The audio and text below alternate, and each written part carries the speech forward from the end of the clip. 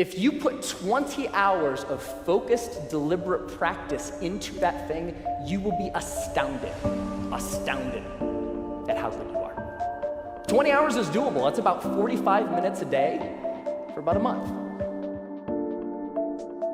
And look at what research says about how we learn and how we learn quickly.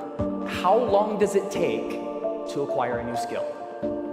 10,000 hours.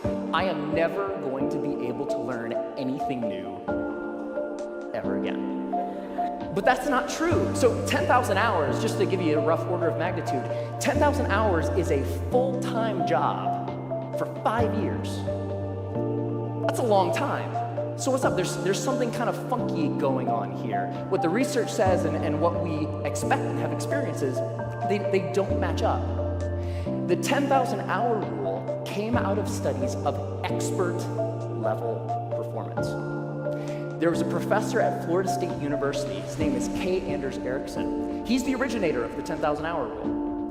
And where that came from is he studied professional athletes, world-class musicians, chess grandmasters, all of these ultra-competitive folks in ultra-high-performing fields, and he tried to figure out how long does it take to get to the top of those kinds of fields. And what he found is the more deliberate practice, the more time that those individuals spent practicing the elements, whatever it is that they do, the more time you spend, the better you get. And the folks at the tippy top of their fields put in around 10,000 hours of practice. But that last statement, it takes 10,000 hours to learn something, it's not true. It's not true. What the research actually says, 20 hours. That's it. You can go from knowing nothing about any skill that you can think of. Want to learn a language? Want to learn how to draw? Want to learn how to juggle flaming chainsaws? If you put 20 hours of focused, deliberate practice into that thing, you will be astounded at how good you are. 20 hours is doable. That's about 45 minutes a day for about a month, even skipping a couple days here and there. 20 hours isn't that hard to accumulate. Now, there's a method to doing this, because it's not like you can just start fiddling around for about 20 hours and expect these massive improvements. There's a way to practice intelligently.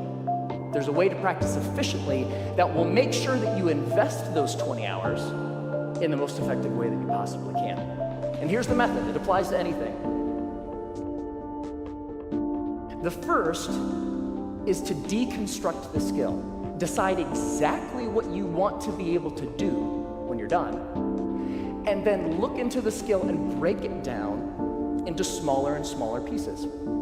Most of the things that we think of as skills are actually big bundles of skills that require all sorts of different things. The more you can break apart the skill, the more you're able to decide what are the parts of this skill that will actually help me get to what I want, and then you can practice those first. And if you practice the most important things first, you'll be able to improve your performance in the least amount of time possible.